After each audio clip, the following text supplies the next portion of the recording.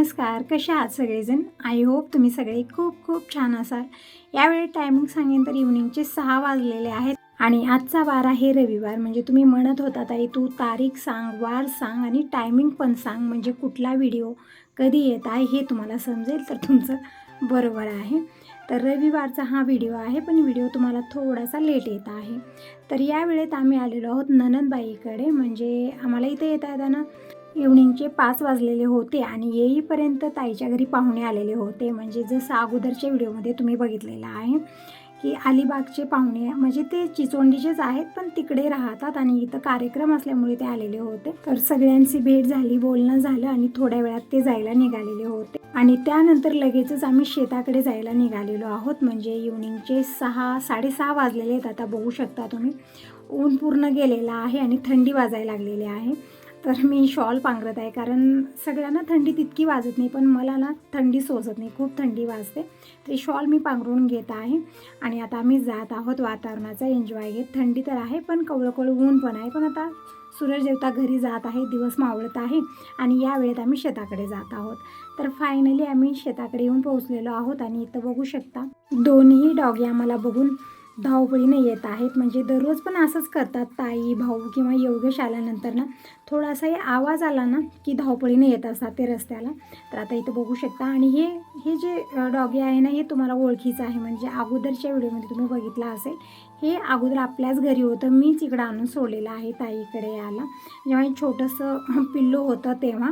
म्हणजे ना काय झालेलं होतं, त्या दिवशी आम्ही येत होतो ताईकडे आणि हे एकटं घरी राहतच नव्हतं. म्हणजे मी घरात नसले ना त्याचा आरडावरडा सुरूच व्हायचा.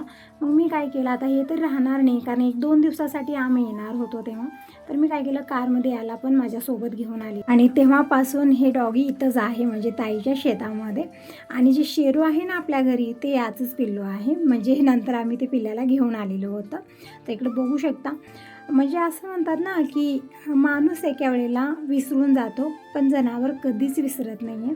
तर तसंच आहे, डॉगी तरी खूपच इमानदार असतात. आल्यानंतर अगोदर आमच्या गळ्याला पडलेलं आहे. ते दीपकलाही कसं करत आहे तुम्ही बघू शकता आणि ताईला पण तसंच करतो, खूप माया लावतं. आणि आता आम्ही सगळेजण जात आहोत. म्हणजे एक बोलवायलासारखं काम करत आहे. म्हणजे जसा आमचा आवाज थोडासा त्याच्या कानावर पडला की धावपळीनं आलेले आहेत सगळेचे. आणि आता जसं आम्ही जात आहोत तसं पुढे जात आहेत, म्हणजे शेताकडे आम्हाला घेऊन जात आहेत. आणि इकडे बघू शकता आमचे छोटे राजकुमार भनमीवरती चढून बसलेले आहेत, म्हणजे सगळीकडे त्यांना बघायचं होतं. आणि इकडे पेरूचे झाडं खूप सारे ताईने लावून ठेवलेले आहेत आणि आता पेरूचं सीझन आहे. तर झाडाला भरभरून असे पेरू लागलेले आहेत. तर ते तिकडं खायला घेतलेलं आहे. म्हणजे अगोदरच भाऊसोबत दिनेश पुढे आलेला होता आणि पेरू खूप सारे तोडून ठेवलेले आहेत, कारण आता आम्हाला यायला थोडासा लेट झालेला होता. आणि जसं दिवस मावळून ना पेरू वगैरे, म्हणजे झाडाची कुठलीही फळं तोडू नये म्हणून आम्ही काही ते तोडलेली नव्हती. दिनेश अगोदर येऊन थोडी फळ म्हणजे पेरू वगैरे तोडून ठेवलेले होते, तेच आम्ही खायला घेतले. आणि इकडं योगेश, दीपक हे सगळं काय जनावरं सोडत आहेत, म्हणजे गाय म्हैस सगळं बांधलेलं होतं इथं चरण्यासाठी. तर ते सोडून इकडं घेऊन येत आहेत, म्हणजे कोट्यावरती घेऊन येत आहेत. पाणी पाजवायचं आणि त्यांना चारा करून टाकायचं, ही कामं आहेत आता यांना. भाऊ पण अगोदरच आलेले आहेत आणि चारा पाणी जे करायचं आहे ते करत आहेत. म्हणजे संध्याकाळच्या वेळेत इथंच राहतात जनावरं, जसं गाय आहे, म्हैस आहे, परत हे जे डॉगी आहेत ना 2-3 आहेत ताईच्या शेतामध्ये, तर ते पण सगळे इथंच राहतात. म्हणजे हेच खरे राखणदार आहेत इथले. तर इकडं बोरवेल चालू केलेला आहे, बघू शकता पाईप भरून पाणी येत आहे, खूप छान पाणी आहे. तर पाणी मी पिलेलं आहे आणि आता जात आहोत पुढं. म्हणजे इथं जी पेरूची झाडं लावलेली आहेत ना, ते हे आम्ही बघत जात आहोत. खूप सारी झाडं लावलेली आहेत. जेव्हा मी अगोदर आलेले होते ना तेव्हा पेरू काही लागलेली नव्हती, छोटी छोटी झाडं होती, पण आता खूप छान मोठी झालेली आहेत आणि भरभरून अशी पेरू पण लागलेले आहेत. तर इकडे पेरू खात खात आम्ही वातावरणाचा एन्जॉय घेत आहोत. म्हणजे इकडच्या साईडला दोन्ही साईडला ऊस लावलेला आहे. जे समोर शेती आहे तिथं तूर आहे, परत आता जी पेरणी करायची हरभरा वगैरे ते पण करायचं आहे असं ताई म्हणत होत्या. म्हणजे ना आमदा काय झालं ना, पाऊस जास्त झालेला आहे त्यामुळे पेरणी मागं पडलेली आहे, पेरणी झालेली नाही आहे. आणि थोडंफार जसं लसूण आहे, कांदा आहे, ते पण ताई लावत असतात, पण यावर्षी ते पण झालेलं नाही आहे, कारण चिखलच होतं शेतामध्ये, शेत काय हडकलेलं नव्हतं, रान हडकूच दिलं नाही ना आमदा पावसाने. ते सांगत होत्या ताई की आता थोडंसं पाऊस थांबलेला आहे, तर थोडीफार इकडे तयारी करत आहे, ते लसूण वगैरे लावण्याची, परत काही भाजीपाला लावण्याची तेच तयारी सुरू आहे. तर आम्ही सगळं फिरून बघितलं, पण पूर्ण शेत फिरून नाही बघितलं, कारण शेत यांचं खूप म्हणजे लांबवर आहे तिकडं, त्यामुळे तिकडच्या साईडला आम्ही काही गेलेलं नाही. म्हणजे समोर चिंचेचं झाड आहे, तिथं काय शेंगा वगैरे पेरण्याची तयारी होत आहे. ताई ते सांगत होत्या थोडंसं रान हडकल्यानंतर शेंगा वगैरे लावायचं आहे, परत लसूण कांदा हे सगळं लावायचं आहे, काही भाजीपाला लावायचा आहे, पेरणी करायची आहे. आणि पावसानं तूर पण यांचे गेलेले आहे, ते पण आम्ही बघितलं. म्हणजे शेताच्या मधोमधच ती थोडंफार तूर गेलेली आहे, पावसामुळे हे सगळं नुकसान झालेलं आहे. आणि इकडे बघू शकता नारळाची झाडं आहेत, लिंबाची झाडं आहेत, परत पपईची झाडं आहेत खूप सारी. पण यामध्ये काही फळं दिसलेली नाही आहेत, पण पेरूची जी झाडं आहेत ना ती लकडून गेलेली आहेत, खूप सारी पेरू त्याला लागलेले आहेत. तर काही पेरू खाली पण पडलेले होते. ताई तेच म्हणत आहेत, म्हणजे ताईला याला लेट होतो, घरची सगळी कामं आवरून कधी कधी येणं होतं, कधी येणं होत नाही. खूप सारे पेरू पिकून खाली पण पडलेले आहेत, ते पण आम्ही बघत जात होतो. तर आता पूर्ण शेत फिरून बघितलं आम्ही इकडच्या साईडचं, तिकडं तरी आम्ही गेलेलं नाही. आता परत इथं कोट्यापाशी आलेलो आहोत आणि इकडं सगळ्या जनावरांना पाणी वगैरे पाजवलेलं आहे भाऊनं. आता चारा टाकून आम्ही सगळेजण जाणार आहोत. म्हणजे आम्ही यायलाच लेट केलं ना, म्हणजे 6-6:30 वाजलेले होते. आणि जे पेरू अगोदर यांनी तोडून ठेवलेलं होतं ना, ते इकडे भाऊनं एका रुमालमध्ये बांधून ठेवलेलं आहे आणि पूजाच्या ओटीत देत आहेत, म्हणत आहेत की पेरू इथंच बस आणि सगळे पेरू संपव. सुरू होतं, म्हणजे हसी मजाक इकडं सुरू आहे त्यांचं. तर थोडा वेळ आम्ही इथंच बसलेलो होतो बोलत, आणि आता थोड्या वेळात आम्ही जायला निघणार आहोत, कारण इथंच पूर्ण अंधार पडलेला होता. कारण आम्ही 6:30 वाजता घरातून निघालो, यायला आम्हाला इथं खूप लेट झालेला होता, म्हणजे पूर्ण अंधारच पडलेला होता. आणि आजकाल दिवस पण थोडंसं लवकरच मावळत आहे ना, म्हणजे 7 वाजताच पूर्णपणे अंधार पडतो. तर म्हटलं थोडंसं लवकरच निघूया आता. आणि इकडं बघू शकता हे डॉगी आमच्यासोबत येत होते, म्हणजे त्यांना पण आता आमच्यासोबत घरी यायचं होतं, पण जमणार नाही, इथं जनावरं वगैरे आहेत आणि शेताची पूर्ण राखणदारी करतात हे, त्यामुळे त्यांना इथंच भाकर हे ते टाकलेलं आहे आणि इथंच बसवलेलं आहे. आणि आता आम्ही जात आहोत आणि भाऊ बाईकवर जातील, म्हणजे दिनेश आणि भाऊ दोघंजण अगोदर बाईकवरच आलेले होते आणि आम्ही पायी पायी आलेलो होतो. तर आता आम्ही पायी पायी जात आहोत आणि दिनेशला पण आमच्यासोबत पायी पायीच यायचं होतं, म्हणजे छान एन्जॉय करत हसी मजाक सगळ्यांचं सुरू आहे यांचं. तर आता आम्ही जात आहोत आणि भाऊ गेलेली बाईकवरती पुढं, कारण घरी ताईच्या सासूबाई बाबा सगळेजण बसले, त्यांना आम्ही घेऊन आलेलं नाही, कारण एकतर थंड वातावरण त्यांना सहनही होणार नाही आणि दिवस पण मावळलेला होता आणि उद्या आम्हाला येणं होणार नव्हतं. ताईचं म्हणणं होतं की तुम्ही उद्या एक दिवस इथंच राहा, उद्या परत आपण शेताकडे येऊया, पण नाही, घराकडे पण कोणी नाही. कसं आहे घरचं तुम्हाला माहिती आहे, 1-2 दिवस मी कुठंतरी गेलेला पूर्ण घरची अवस्था बिघडते आणि गेल्यानंतर 2 दिवस तरी मला ते सगळं सेट करण्यामध्येच जातं माझा वेळ, कारण जिथल्या तिथं पडलेला असतं पूर्णपणे.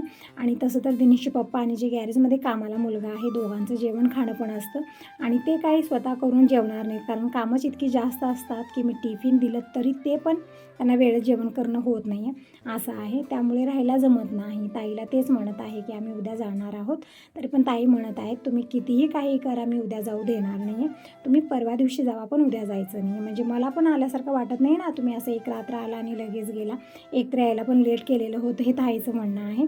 तर बघूया आता उद्या काय होईल. तर फायनली आम्ही घरी आलेलो आहोत. आल्यानंतर ताई अगोदर चहा बनवत आहेत आणि जे त्यावेळेस आम्ही खाऊ आणलेला होता, जसं ब्रेड आणलं, दिलखुश, सोनपापडी हे सगळं आणलेलं होतं, पण काही आम्ही पिशवीतलं ते काढलंच नाही. आता काढलेलं आहे आणि सगळ्यांना इकडं खायला दिलेलं आहे. तोपर्यंत ताईकडे चहा ठेवलेला आहे आणि आता रात्रीच्या स्वयंपाकाची तयारी होत आहे. म्हणजे थोडासा लेट झाला, आम्हाला घरी यायलाच लेट झालेला आहे ना, तर मला आता सगळे मिळून स्वयंपाक करूया. तर इकडं कणिक मळून ठेवलेले आहे, चपाती भाजी आणि भात वरण हे सगळं बनणार आहे. आणि ताई भाऊ आणि ताईच्या सासूबाई या तिघांचा रविवारचा उपवास आहे, म्हणजे जेही स्वयंपाक बनणार आमच्यासाठीच बनत आहे आणि यांच्यासाठी बनवायचे आहेत, काहीतरी फराळाला बनवायचं आहे. तर अगोदर तर मी इकडं दिलखुश, सोनपापडी हे सगळं खायला दिलेलं आहे. आणि परत उद्या ताईचा सोमवारचा उपवास असणार आहे, तर ताई उद्या परत काही खाणार नाही, तर म्हटलं आता सगळेजण खाऊन घ्या. तर इकडं हे जे वाटे आहेत ना, म्हणजे दुरणं ते घेतलेलं आहे आणि सगळ्यांना यामध्ये सोनपापडी, दिलखुश जेही मी इथं काढलेलं आहे ना, ते सगळं यामध्ये दिलेलं आहे. म्हणजे बाहेर सगळेजण बोलत बसलेले आहेत, जसं भाऊ आहेत, बाबा आहेत, माय आहेत आणि मुलांच्या जरा चालूच आहेत, बाहेरमध्ये सुरूच आहे त्यांचं. तर सगळ्यांना खायला दिलेलं आहे, आम्ही पण घेतलेलं आहे. तर तुम्ही सगळेजण कसला वेट करताय, या सगळेजण दिलखुश आणि सोनपापडी एन्जॉय करायला. ब्रेड काय मी खाल्लेलं नाही, कारण जेव्हा चहा बनेल सकाळी वगैरे त्यावेळेस घेतील सगळेजण. आणि इकडे आता स्वयंपाकाची तयारी पण होत आहे. चहाही बनलेलाच आहे. ताई तेच म्हणत आहेत सगळेजण अगोदर चहा घ्या, पण आता गोडच खाल्लेलं आहे. मी तेच म्हणत आहे ताईला, आता दिलखुश खाल्लं, सोनपापडी खाल्लं, आता कुठं चहा घालणार चहा जाणार नाही आहे, तरी पण थोडंसं घ्या, छान वाटेल म्हणत आहे ताई. कारण ताईला पण माहिती आहे मला चहाची सवय अशी आहे की चहा पिल्याशिवाय फ्रेश वाटणार नाही, म्हणून इकडे चहा बनलेला आहे. संग मी इकडं तांदूळ निवडून घेतलेले आहेत आणि कुकरला इकडे भात बनत ठेवत आहे. म्हणजे तिकडं आहे शेगडीवरती भात बनत ठेवणार आहे. गॅसवरतीही भाजी चपाती जेही बनवायचं आहे ते बनवून घ्यायचं आहे. तर फायनली इकडे चहा उकळलेला आहे. तर अगोदर चहा घेऊ, मग नंतर स्वयंपाकाला सुरुवात करणार आहे. तर तुम्ही सगळेजण कसला वेट करता, या सगळेजण अशा थंडीमध्ये गरमागरम चहा घ्यायला. तर अगोदर माईला आणि भाऊला चहा देऊन आलेले आहे मी. आणि बाबा तरी चहा घेत नाही, तर त्यांना सोनपापडी दिलखुश हेच दिलेलं आहे, तेच एन्जॉय करत आहेत. आणि आम्ही इकडे चहा घेतलेला आहे. सगळ्यांची आपापली चर्चा सुरू आहे. कोणी काही म्हणतं तर कोणी काही म्हणतं, सगळ्यांची हाशी मजाक इकडे सुरू आहे. तर इकडं मी अगोदर कणिक मळून ठेवते, म्हणजे बटाट्याची भाजी, चपाती, वरण भात हे सगळं बनणार आहे. तर गव्हाचं पीठ चाळून घेतलेलं आहे मी आणि कणिक मळून ठेवते. आणि ताई म्हणत होत्या की आज पुरण पण बनलेलं आहे यांच्या इथं, म्हणजे सकाळी पाहुणे आलेले होते ना, त्यामुळे पुरणपोळ्याचा स्वयंपाकच बनलेला होता. तर पुरण पण ठेवलेलं आहे. तर पोळ्या आणि चपात्या दोन्ही मी बनवणार आहे, म्हणजे सगळेजण जेवण करतील. आणि इकडं कढई ठेवलेली आहे ताईनं, म्हणजे पापड तळण्यासाठी. उडदाचे पापड खूप आवडतात सगळ्यांना, तर उडदाचे पापड तळत आहेत ताईकडे. आणि बाकीचेही घेतलेले आहेत, जसं तांदळाचे आहे, ज्वारीचे आहेत, सगळे पापड घरी बनलेले आहेत हे. तर ताईनं सगळंच काढून घेतलेलं आहे तळण्यासाठी. आणि संग इकडे भात पण बनत आहे, कणिक पण मी मळत आहे. म्हणजे 4 चौघं असले ना जास्त टेन्शन येत नाही. लेट झाला तरी पण एन्जॉय करत आपण कामं आवरतो.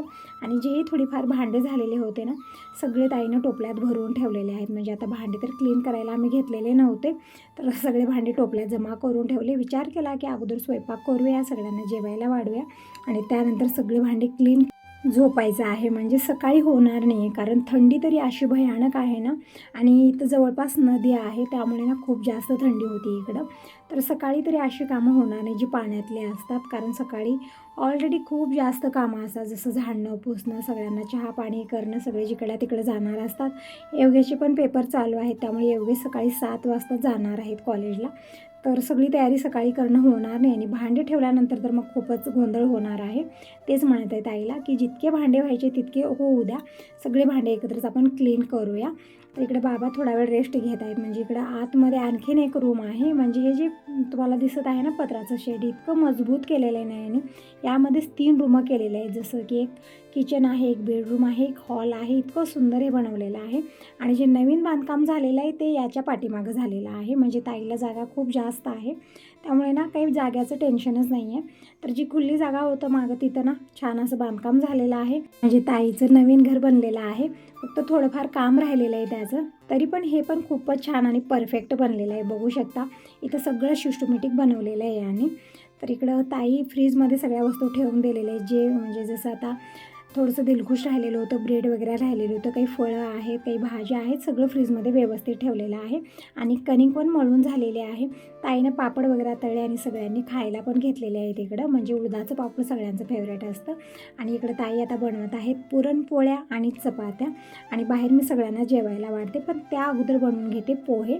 तर इकडे ताई काय ते शेगडीवरती बनवत आहेत चपाती आणि पुरणपोळी, तोपर्यंत मी गॅसवरती पोहे बनवते. म्हणजे मला शेगडीवरती जमत नाही आहे, थोडंसं सवय पण नाही आहे ना, सवय असली पाहिजे. जमतच नव्हतं त्यावरती मला काही पण. तर पुन्हा गॅसवरतीच मी बनवून घेते, तोपर्यंत तुम्ही तिकडे चपाती पोळी जेही बनवायचं आहे ते बनवून घ्या.